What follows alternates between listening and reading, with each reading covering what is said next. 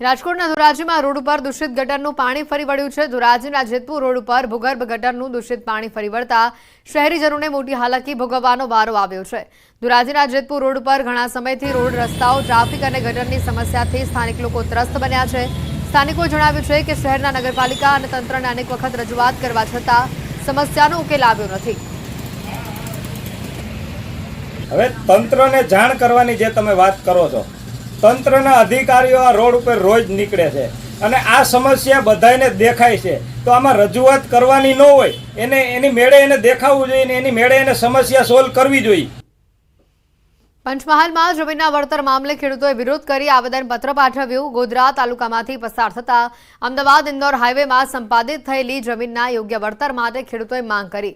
ખેડૂતોનું કહેવું છે કે ગત 2010માં ઓરવાડા કેવડિયા સહિતના ગામોના ખેડૂતોની જમીન અને મકાન માર્ગના નવીનીકરણ દરમિયાન સંપાદિત થયા હતા, જેમાં ખેડૂતોને નજીવું વળતર ચૂકવાયું છે, જેને લઈને ખેડૂતો છેલ્લા 14 વર્ષથી ધક્કા ખાઈ રહ્યા છે, રજૂઆત કરી રહ્યા છે, તેમ છતાં કોઈ ઉકેલ આવ્યો નથી।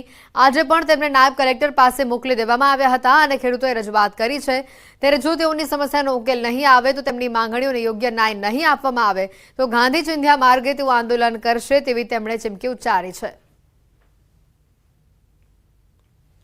આજે અમે આવ્યા છે તો આવ્યા હતા તો એમાં અમને કેવું નાયબ કલેક્ટર સાહેબ પાસે અમને મોકલ્યા હતા અને એમને જોડે અમે અરજી આપી છે। અમારા પ્રશ્નનું નિરાકરણ નહીં આવશે તો અમે આગળ ગાંધી ચિંધ્યા માર્ગે જઈશું અને આવતી ચૂંટણીઓ માટે અમે કેવો કે બહિષ્કાર કરીશું। અને અમારા જમીન 2010ની અંદર સંપાદન થઈ છે, એનો વળતર આજ દિન સુધી અમને મળેલ નથી। આજે 13 વર્ષથી જ અમારા જમીન ગઈ છે, મકાનો ગયા છે, ઝાડો ગયા છે અને ખેડૂતોની પરિસ્થિતિ એટલી બધી ખરાબ છે કે હવે શું કરવું એ આજે ખેડૂતોને પ્રશ્ન થઈ રહ્યો છે, જેથી કરીને અમારી એક ઉગ્ર રજૂઆત છે કે અમને જલ્દીમાં જલ્દી તકે લવાદનો નિર્ણય મળે।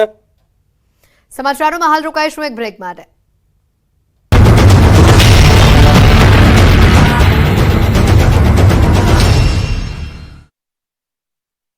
સહાયની જાહેરાત તો કરાય, પરંતુ હજુ સુધી સર્વેની કામગીરી થઈ નથી। ત્યારે હાલ ફરીવાર પડેલા મેઘ કહેરે ખેડૂતોની મહેનત પર પાણી ફેરવી દીધું। ખેડૂતોના હાથમાં આવેલો કોળિયો છીનવાઈ ગયો, ત્યારે ખેડૂતો સરકાર પાસે સહાયની આશા રાખી રહ્યા છે। ખેડૂતોનું કહેવું છે કે પાછતરા વરસાદે ખેડૂતોને આપઘાત કરવી પડે તેવી પરિસ્થિતિ ઊભી કરાવી દીધી છે। વરસાદે ખેડૂતોની મહેનત પર પાણી ફેરવી દેતા જગતનો તાત ફરી એકવાર કુદરત સામે લાચાર બન્યો અને હવે સરકાર દ્વારા યોગ્ય વળતર ચૂકવવામાં આવે તેવી મીટ માંડીને બેઠો છે। જો સરકાર દ્વારા યોગ્ય વળતર ચૂકવવામાં નહીં આવે તો ખેડૂતોને આત્મહત્યા કરવાની નોબત આવશે અથવા ખેડૂતોને જમીનો વેચી શહેરો તરફ હિજરત કરવાનો વારો આવે તેવી શક્યતા છે। વરસાદની છેલ્લી ઇનિંગના કારણે ખેડૂતોની દશા બેઠી છે। તૈયાર પાક પર પાણી ફરી વળતા ખેડૂતોના મોઢે આવેલો કોળિયો છીનવાઈ ગયો છે। દ્વારકાના જામખંભાળિયાના ગ્રામ્ય વિસ્તારમાં ભારે વરસાદ બાદ ખેતરોમાં પાણી ભરાયા છે। ભાડથર ગામે સતત વરસાદથી ખેતરોમાં પાણી ભરાતા પાકનો સત્યાનાશ થઈ ગયો છે। કપાસ, મગફળી સહિતના પાક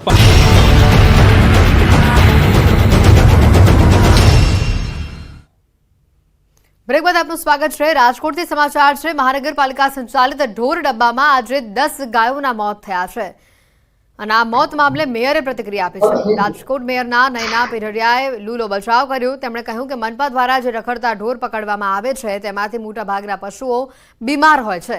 ઢોર મોટા પ્રમાણમાં પ્લાસ્ટિક આરોગતા હોવાથી તેમના મોતનું પ્રમાણ પણ વધે છે।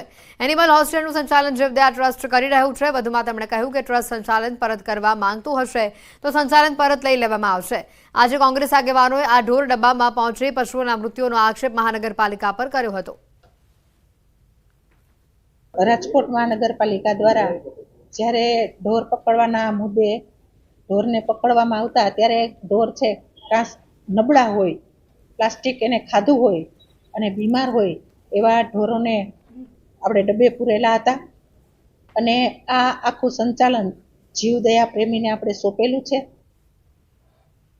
અમદાવાદ જિલ્લા શિક્ષણ અધિકારીએ સત્તાધાર રોડ પરની સાર્થક પ્રાથમિક શાળાને નોટિસ ફટકારી છે। બાળકોની સલામતીને લઈને શાળામાં સરપ્રાઇઝ વિઝિટ કરવામાં આવી, જેમાં શાળાનો દરવાજો રોડ સાઇડ પર સીધો નીકળતો હોવાથી વિદ્યાર્થીઓને અકસ્માતનો ભય રહે છે। શાળા સંચાલકોને બાળકો મામલે સેફટી પ્રિકોશન્સ લેવા તાકીદ કરવામાં આવી છે। તો આ સમગ્ર મામલે જિલ્લા શિક્ષણ અધિકારીએ કહ્યું છે કે સલામતીના પગલાં નહીં લેવાય તો શાળાના વર્ગો બંધ કરવાની પણ ફરજ પડી શકે છે। સાથે શાળાને આ મામલે જવાબ રજૂઆત જિલ્લા શિક્ષણ અધિકારીએ આદેશ કર્યો છે। અમે અસલામત જણાતા અમે નોટિસ આપી છે અને એમનો ખુલાસો માંગ્યો છે। આગામી દિવસોમાં એમના ખુલાસાને ધ્યાને રહી સેફ્ટી પ્રિકોશન જો કરવામાં આવશે તો બરાબર છે, નહીં કરવામાં આવે તો અમે આગામી સમયમાં વર્ગો બંધ કરવા માટેની કાર્યવાહી પણ કરીશું. અમદાવાદના સત્તાધાર 4 રસ્તા પર સોલા રોડ પર આવેલી સાર્થક સ્કૂલ છે કે તેને અમદાવાદ જિલ્લા શિક્ષણ અધિકારીએ સોકોઝ નોટિસ ફટકારી છે.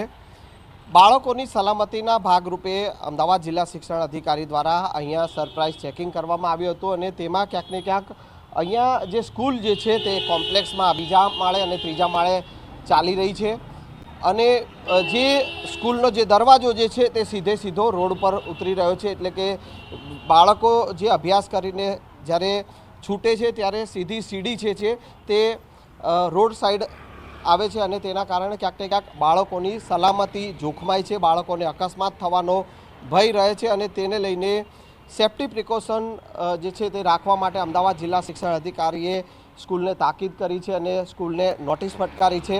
આગામી દિવસોમાં જો સ્કૂલ દ્વારા કોઈપણ પ્રકારના સેફ્ટી પ્રિકોશન લેવામાં નહીં આવે તો સ્કૂલના વર્ગો બંધ કરવાની જે છે નિર્ણય પણ કરવામાં આવશે તેવું જિલ્લા શિક્ષણ અધિકારીએ આદેશ કર્યા છે. કેમેરામેન ખેંગા રાઠોડ સાથે સંજય ટાંક, ન્યૂઝ 18 ગુજરાતી, અમદાવાદ. વડોદરામાં પૂરના સંકટની વચ્ચે chief fire officer Parth Brahmbhatt સામે ફરિયાદ નોંધાવાઈ છે. નશાની હાલતમાં ફાયર જવાનને માર માર્યાની ફરિયાદ નોંધાવાઈ છે. પીડિતે રાવપુરા પોલીસ મથકમાં ફરિયાદ નોંધાવી છે. ફાયરકર્મીને જાનથી મારી રાખવાની ધમકી આપી હોવાનો આ ફરિયાદમાં ઉલ્લેખ કરવામાં આવ્યો છે. જીઆઈડીસી ફાયર વિભાગના ફાયર જવાન અમરસિંહ ઠાકોરે ફરિયાદ નોંધાવી હતી. પૂરની સ્થિતિ અંગે નીચાણવાળા વિસ્તારોમાં અનાઉન્સમેન્ટ માટે બોલાવેલા કર્મીને ગાળો બોલીને નશાની હાલતમાં માર મારતા હોસ્પિટલમાં દાખલ કરવામાં આવ્યા. ચીફ ફાયર ઓફિસરે આંખ, કપાળ, લમણાના ભાગે ગળદા પાટુનો માર માર્યો. મારામારી દરમિયાન ચીફ ફાયર ઓફિસરે છૂટી બોટલ માર્યાનો પણ આરોપ મુકાયો છે. રાવપુરા પોલીસે ફરિયાદના આધારે વધુ તપાસ હાથ ધરી છે. અગાઉ પણ chief fire officer Parth Brahmbhatt વિવાદમાં આવી ચૂક્યા છે. અમારી ડ્યુટી 3 થી 11 ની હતી અને 11 થી નાઇટ આખી નાઇટ કરવાની ઇમરજન્સીમાં, એટલે 2 ડ્યુટી કરવાની હતી. જમ્યા હતા? નહીં જમ્યો છું, ભૂખો છું. કેટલા લોકો જમ્યા નથી તમારા સ્ટાફમાં? એ મને ખબર નહીં, પણ હું નહીં જમ્યો. મને ખબર છે કે હું નહીં જમ્યો.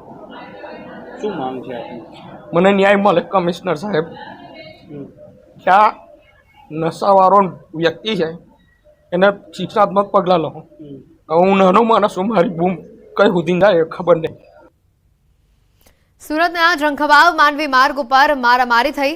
સાંઈ સર્વિસ સ્ટેશનના માલિક ઉપર 2 શખ્સોનો હુમલો સામે આવ્યો. પૈસાની લેતી દેતી મામલે લાકડી તેમજ પંચમાર